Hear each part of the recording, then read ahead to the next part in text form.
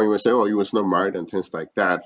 So based on all the experience that he had and based on the things that you see around, how would you pitch marriage to somebody in that sense for people who are like, well, I don't think this is what I want to do.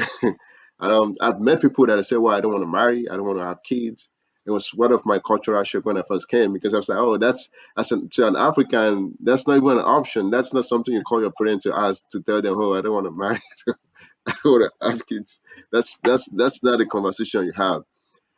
But people who have that idea, how would you sell marriage? Because she just mentioned it that well, that could have been something that could have made the situation better, right? Mhm. How would you encourage such people to consider it?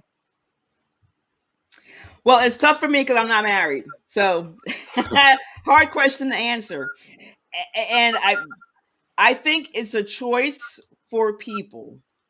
Everyone has the way they're living their lives is their choice, and but we have to realize that we, as we're making choices for ourselves, we have to. There's always a give and take, whether you're with someone or you're not with someone. I think I condone people being with people who compliment them, who lift them up, keep them energized, keep them interested, keep them laughing. Yeah, I'm about companionship. It doesn't matter if you want to tie the knot and say you're married and the benefits that go along with that, or you are just living together, or you're just dating. I think people just need companionship. yeah, And sometimes eh, we want to be with someone, sometimes we don't. yeah. But I would say my dad was never alone. He had Mhm, lots of things to do. mhm. And sometimes that's all people want. They just want somebody to do things with. Like again, if he had an event to go to and he really didn't have someone to go with him, he'd call me and I would happily drive from wherever I was living. One time we went to an event in New Jersey. I was living in Atlanta. I flew in, changed in the airport, Newark, Mhm. changed in Newark airport, and then met him at the event.